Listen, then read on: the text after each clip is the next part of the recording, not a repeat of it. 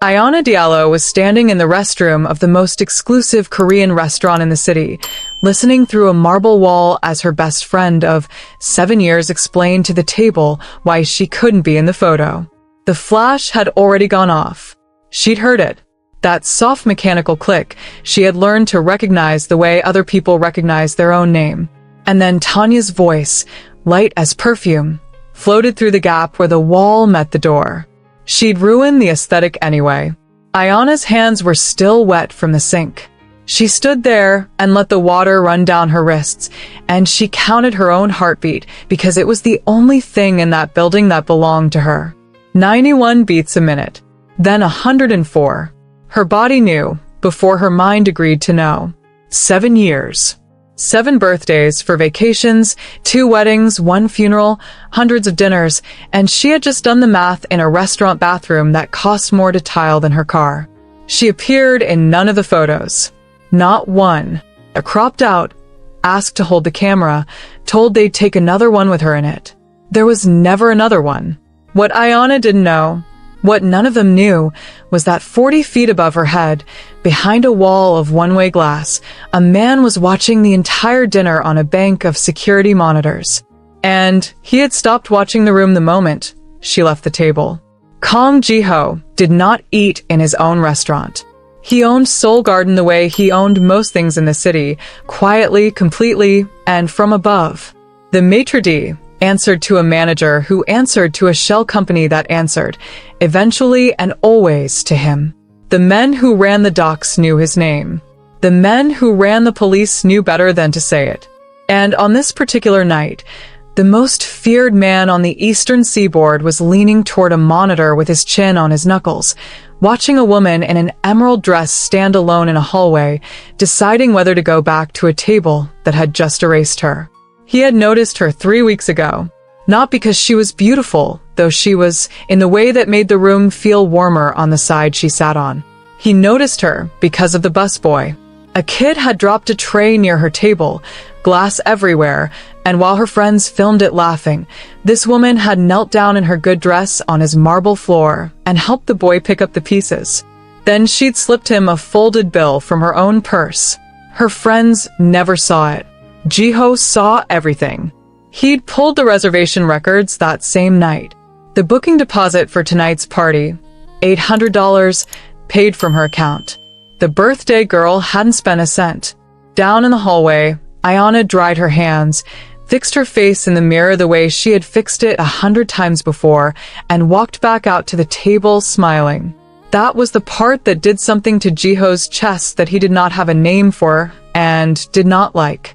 She sat back down. She laughed at a joke that wasn't funny.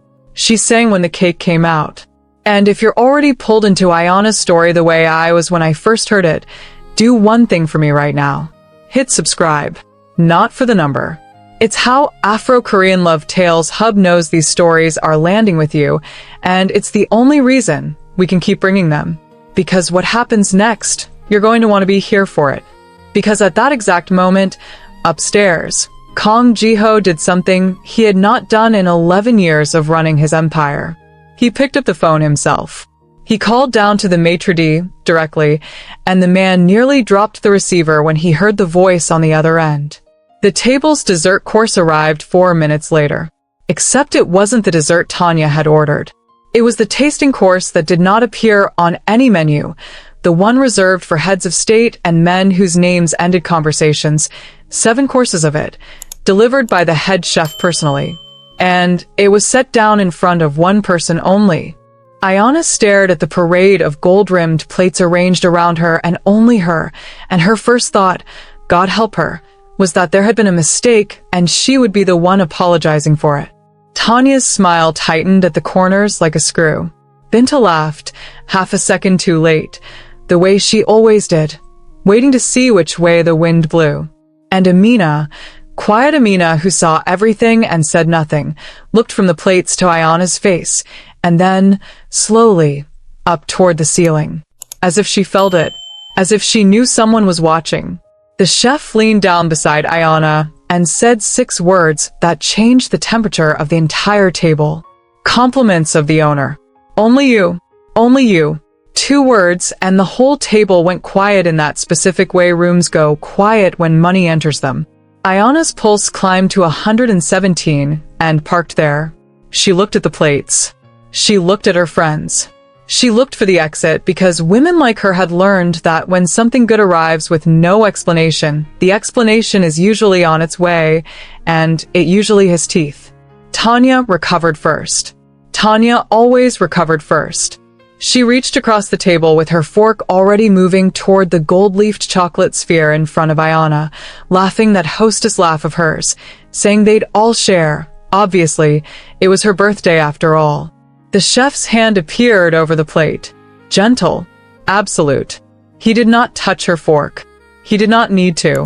He simply said that the owner had been very specific, and he stood there, this man who had cooked for presidents, guarding a dessert like it was a border, until Tanya withdrew her hand and set her fork down with a click that could have cut glass. Ayana wanted the floor to open and swallow her whole, table and all. That was the honest truth of it. Being chosen felt almost identical to being exposed.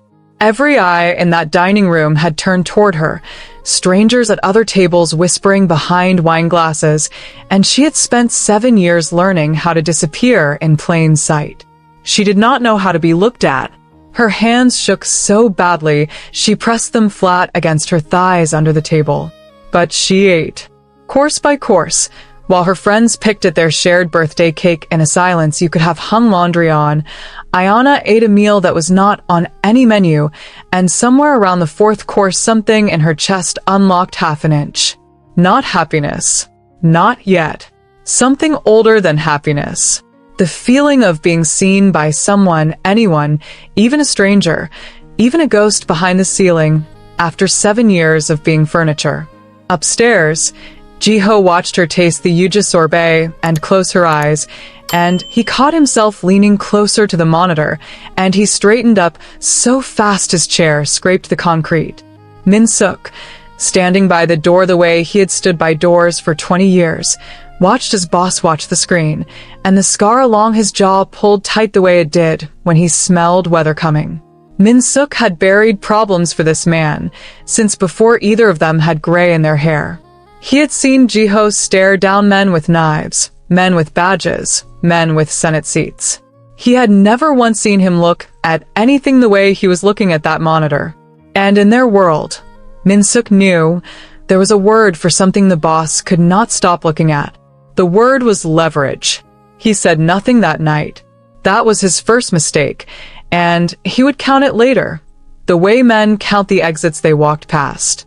Downstairs, the dinner ended the way those dinners always ended, with Tanya orchestrating the goodbyes on the sidewalk, deciding who shared which ride, her voice bright and her eyes doing arithmetic. Ayana stood a little apart from the group, holding the small gold box the chef had pressed into her hands on the way out, and she noticed the phones come out, and she noticed, with a numbness that frightened her more than pain would have, that she had already stepped backward out of frame. 7 years of training.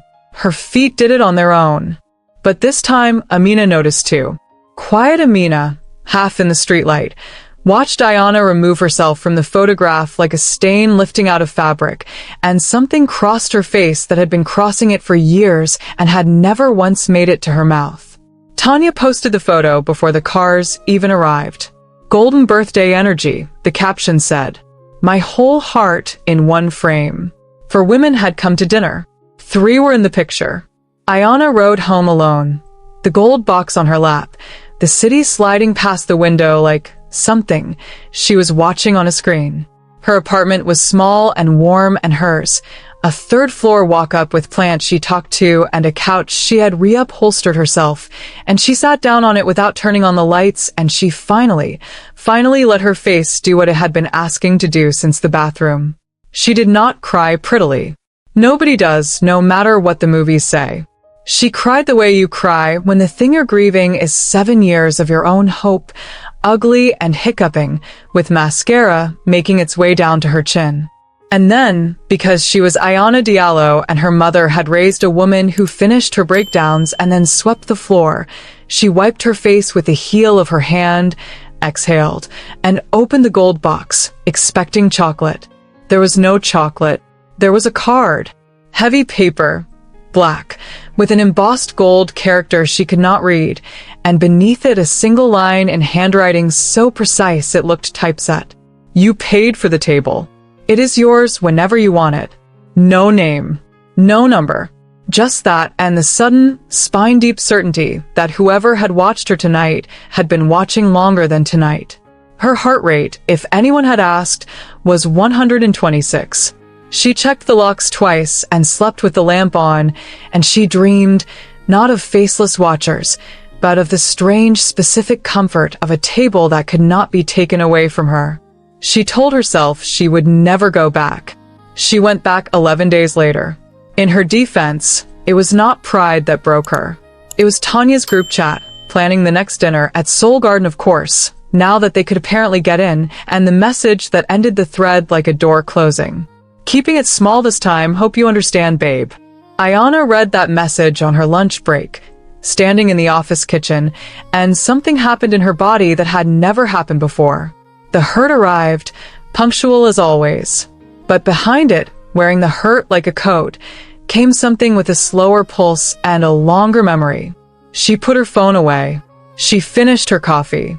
And at 7 that evening, alone, in the red dress she had bought 2 years ago and never once had the nerve to wear, Ayana Diallo walked into Soul Garden and told the maitre d', in a voice that only shook at the very end, that she believed she had a table. The man's face did something complicated. He did not check a book. He did not check a screen. He straightened like a soldier and said, "Right this way, Miss Diallo," and every head in the dining room lifted as she passed, because the table he led her to was the one on the raised floor by the koi wall, the one that was never, ever occupied, and he pulled out her chair and called her by a name she had not given him. 40 feet up, behind the one-way glass, Kong Jiho stood with his hands in his pockets and watched her sit down alone at his table in a red dress, chin high, terrified and doing it anyway, and he said 4 words out loud to an empty room, which was 4 more than Min-suk had heard him say about any woman in 11 years. She came back angry. He was smiling when he said it. That was the part that would have frightened his enemies. Kong Jiho did not smile. And somewhere across the city, in a penthouse paid for by men whose money never slept, someone else was looking at a different screen, at a grainy photograph of a woman in a red dress being seated at an empty king's table and asking the question that would set the second half of this story on fire. Since when does the ghost of Soul Garden have a guest? Ayana ate alone at the king's table that night, and it was the strangest meal of her life, because being alone in that seat felt less lonely than 7 years of dinners with her friends. The staff moved around her like she was made of something valuable. Courses arrived that she had not ordered. And when she finally worked up the courage to ask the maitre d' who the owner was, the man smiled the way people smile at questions they have been trained their whole lives not to answer, and said only that the owner hoped the sea base was to her liking. She came back a week later, then twice the week after. She told herself it was for the food, and she was lying, and she knew she was lying. She came back for the feeling of walking into a room where her presence changed the air. She had gone 29 years without knowing that feeling existed, and now it was in her blood like a note of music she couldn't stop humming. She started leaving thank you notes. That was so precisely, so completely Ayana that when the first one arrived upstairs, folded under a water glass, Min-suk assumed it was a threat and nearly had the busboy searched. It was written on the back of a grocery receipt. It said, "Whoever you are, you have no idea what this table has done for me. The sea base is also very good." Jiho read it 4 times.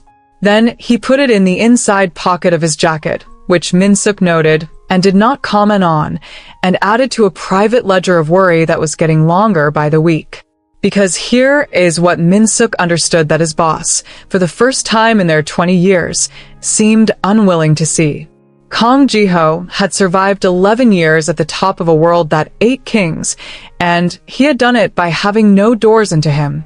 No wife. No children. No brother, not anymore, not since Busan, and that was a name nobody said in that building.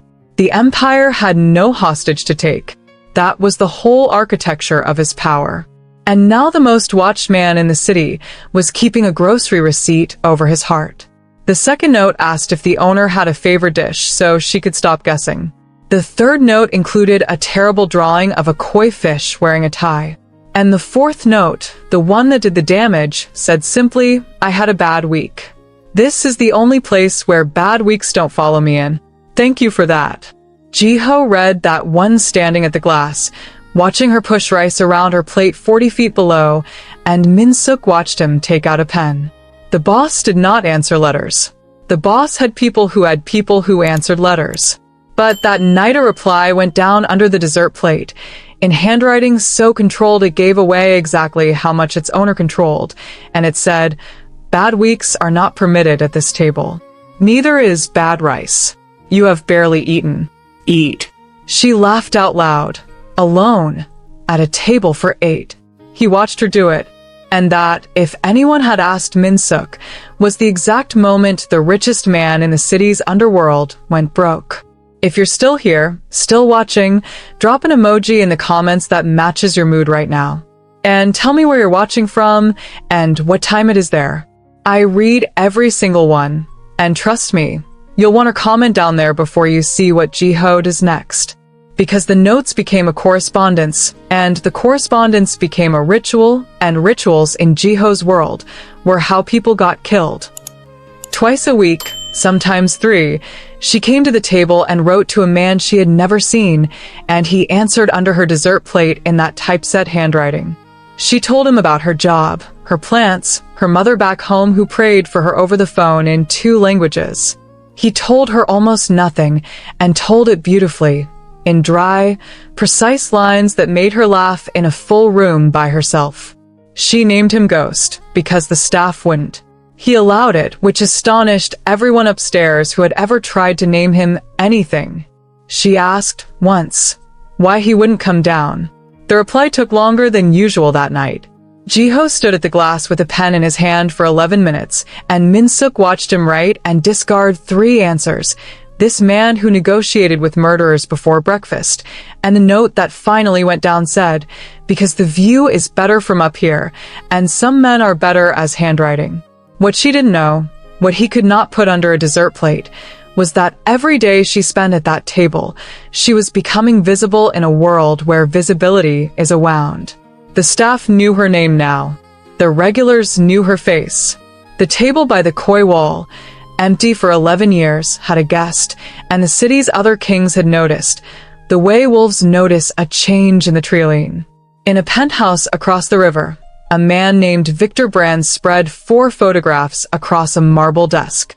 Victor ran money for people whose names were not names but weather systems, and he had been trying for 6 years to find a door into Kong Jiho. 6 years of nothing, 6 years of a man with no wife, no habits, no appetites, no surface. And now his people were handing him pictures of a woman in a red dress laughing at a piece of paper. Victor picked up the clearest photograph and looked at Ayana's face for a long time, the way a locksmith looks at a key. Then he said to the men behind him, "Find out everything. Where she works, where she sleeps, who she loves." He set the photo down gently, almost tenderly, which was the most frightening thing he did all day. "Everyone has one door," he said. It appears the ghost has finally installed his. Ayana knew none of this. Ayana was having, and this was the cruelty of it, the best month of her life. Work was the same, her apartment was the same, but she walked differently now, and people noticed. Her boss gave her the Hendricks account she'd been passed over for twice. A man in her building who had never once held the elevator suddenly learned her name. Confidence, her mother said over the phone, is just being loved somewhere, baby. It doesn't matter where. It shows on you like sun. And then Tanya called. Of course Tanya called. Radar like hers should have been leased to the military. There was a gala, she said, a charity thing, real high-end crowd, and the girls were going, and it had honestly been way too long. And here her voice did the thing Ayana had spent 7 years mistaking for warmth. "You have to come, babe, we miss you." Ayana stood in her kitchen holding the phone, 29 years old, and watched herself split cleanly in 2. One half of her, the half raised on 7 years of crumbs, actually warmed at the sound. They miss me. The other half, the half that had been eating at a king's table for a month, heard the sentence underneath the sentence. Because somehow, Tanya had heard something. And Ayana was suddenly worth photographing. She said yes. Understand her before you judge her. She said yes for the reason women like Ayana always say yes. Not because she believed Tanya, but because a lifetime of being left out of the picture does not wash off in 1 month of dessert plates. Part of her needed to walk into that gala and be seen by them. Needed them to watch it. She wrote about it in that night's note. Big fancy gala Saturday, she wrote. The friends who never wanted me anywhere suddenly want me there. I know I shouldn't care. I care so much it embarrasses me. I have nothing to wear to a thing like that, and I'm going anyway. Wish me luck, ghost. Upstairs, Jiho read the note twice. Then he asked Min-suk a question, quietly without turning around, and the question was, what gala is happening Saturday? And Min-suk, checking, felt the weather he'd been smelling for a month finally break, because there was only one gala that Saturday. The Harbor Foundation Ball. Hosted, funded, and owned through 3 shell companies and a smile by Victor Bran. Min-suk said so. The room went very still. And then Kong Jiho, who had not attended a public event in 11 years, who did not exist in photographs, whose face half his own organization could not have picked out of a lineup, buttoned his jacket, and said the sentence that Min-suk would replay for the rest of his life. Have my tuxedo ready. And find out what color her dress is. Saturday arrived the way verdicts do.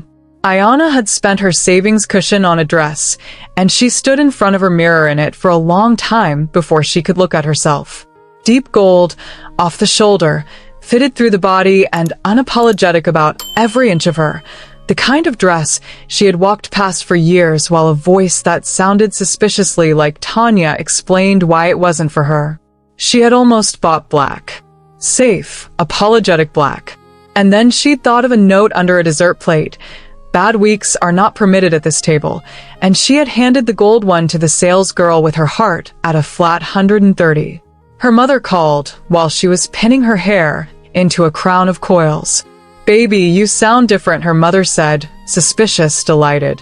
Ayana laughed and said she was just going to a party. Her mother was quiet a second, the way she went quiet before church truths, and then said, You've been going to parties for years, baby. This is the first time you sound invited. The Harbor Foundation Ball took up the entire glass crown of the Meridian Hotel, 41 floors above the water, and Ayana stepped out of the elevator into a wall of light and wealth that nearly turned her around on the spot. Chandeliers the size of cars. A string section. Women wearing apartments on their ears. And moving through it all like they were born to it, Tanya, Binta, and Amina, who spotted her and crossed the floor, and Tanya's face performed delight while her eyes went up and down the gold dress doing inventory, and the first thing out of her mouth after 7 years of friendship was, Wow, look at you, so brave with the color. The old Ayana would have folded, apologized for the dress with her posture, spent the night making herself smaller. This Ayana heard the sentence underneath, watched Binta laugh half a second late, saw Amina, in quiet dusty rows, actually wince, and felt the insult slide off something in her that a month of being seen had waterproofed. She said thank you. She did not explain the dress. Tanya blinked, recalculating, and Ayana watched her do it and felt 11 years old and bulletproof at the same time. What she did not see was the man across the room who had stopped mid-sentence when the elevator opened. Victor Bran was hosting, holding court by the windows in white dinner jacket and easy charm, and he watched Ayana enter in gold and thought, with real pleasure, that the door had walked itself right into his house. He excused himself from a senator. He crossed his own party, like a current. And that is when the second elevator opened, and the room changed pressure. You have to understand what Kong Jiho walking into a public event meant in that city. Half the guests had no idea who he was, and went on drinking. But the other half, the money half, the half whose fortunes touched the water or the docks or the night, that half went quiet in a wave, glass by glass, conversation by conversation, the way a forest goes quiet for weather. A man nobody photographed was standing in the light. Black tuxedo, black shirt, no tie, utterly still at the top of the steps. He did not skin the crowd. He had never once needed to look for anything in his life. He simply looked directly across 140 feet of chandeliers and senators at Ayana Diallo in her gold dress. She felt it before she saw it. Between one breath and the next, the party around her rearranged itself, sight lines bending, and she turned to find the source, and her eyes met a stranger's across the room, and her whole body sounded a bell she had never heard before. She did not know him. She had never seen his face. And every cell she owned stood up at once and said, in perfect unison, him. The handwriting had a body. She knew it the way you know your own name in someone else's mouth. He crossed the room toward her, and the crowd made a path without being asked, and Victor Brand stopped 10 feet short and rerouted, smiling, filing everything, because his 6-year question had just answered itself in front of 200 witnesses. Jiho stopped in front of her. Up close, he was younger than his silence, sharp and dark-eyed, and the stillness on him wasn't cold at all. It was pressure, banked fire in his suit. Neither spoke for 3 full seconds, which in a room like that is a year.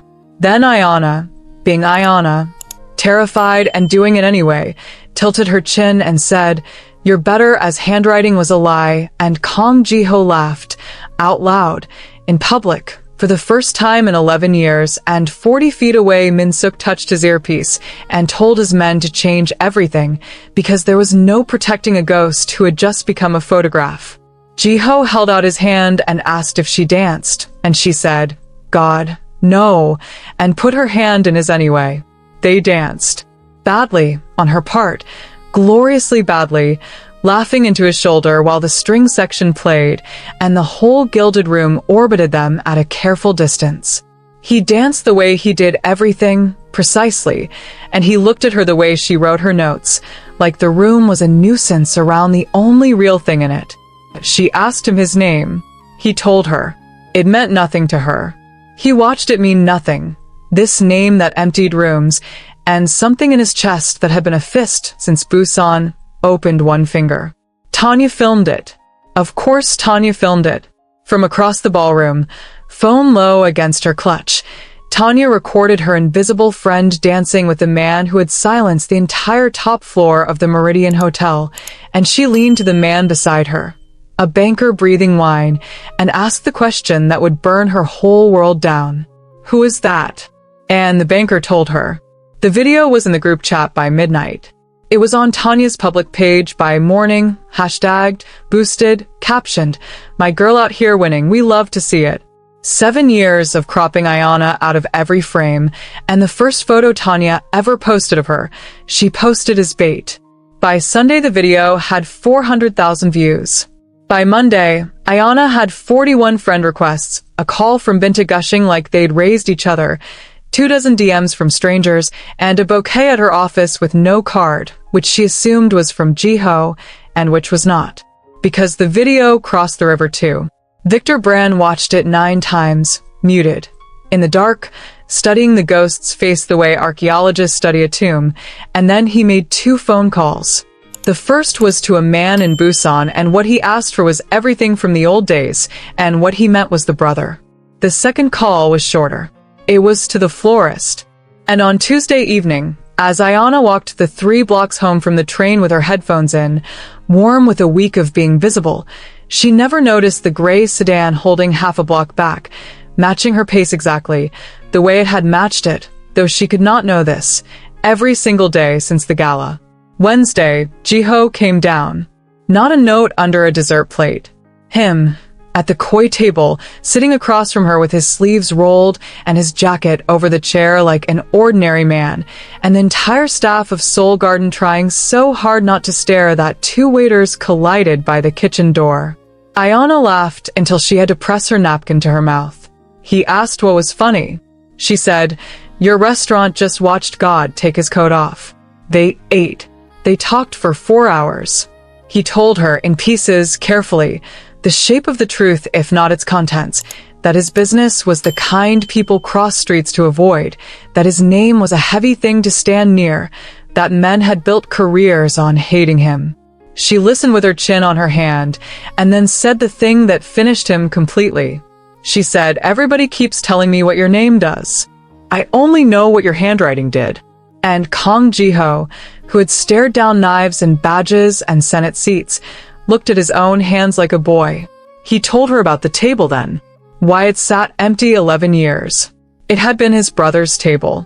Ji-hoon, 2 years younger, the loud one, the one who laughed at his own jokes before the punchline, who used to hold court at that exact spot by the koi wall every Friday night while Ji-ho worked upstairs. Right up until Busan. He did not say what happened in Busan. His jaw closed around the word like a vault, and Ayana did not push. She just moved her hand across the table, over his, and left it there. Nobody had touched Kang Ji-ho without permission in 11 years. Min-suk, watching the monitors upstairs out of 2 decades of habit, looked away from the screen to give them the room. "You had eaten at his brother's table," Ji-ho said finally, that first night, before any of it.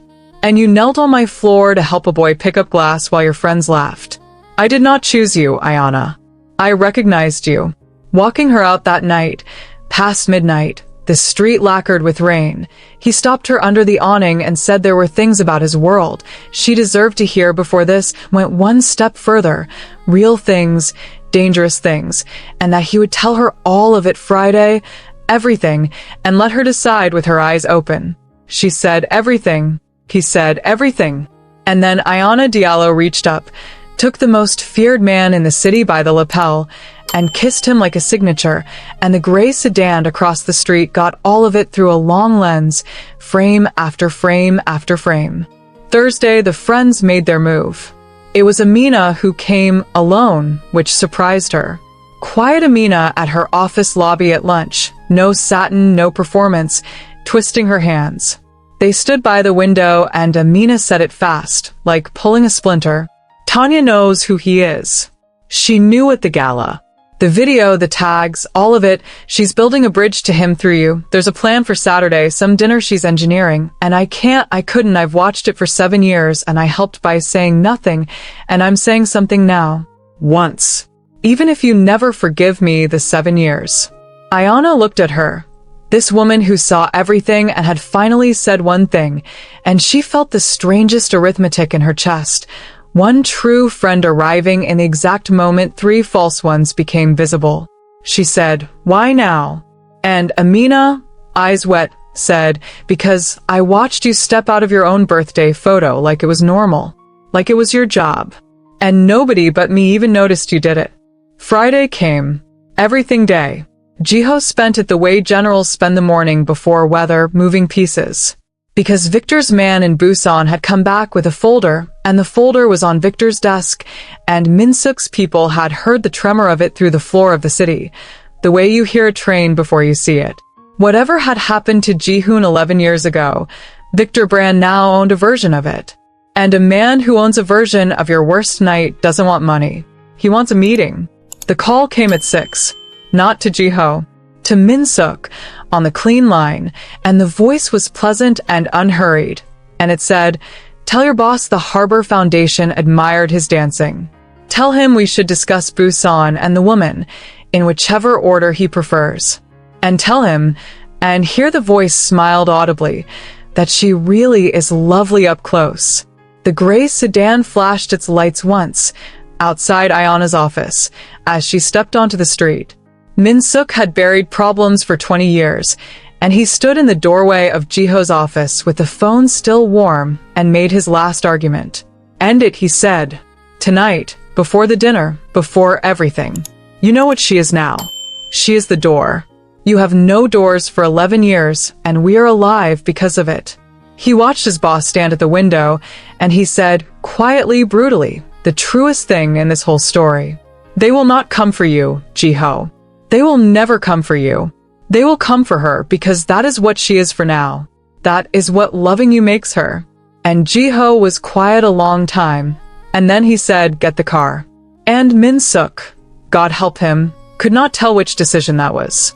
Across town, Ayana dressed for everything night with her phone buzzing face down on the bed. Tanya calling, Tanya texting, "Babe, answer me. Babe, I have news. Babe, this is huge," and she silenced it, and she chose the emerald dress, the one from the birthday dinner, on purpose, a full circle she intended to close. "If you're the praying kind," her mother had said once, "pray before doors, not after them." Ayana stood at her own front door, hand on the lock, and said something small to the ceiling, and stepped out.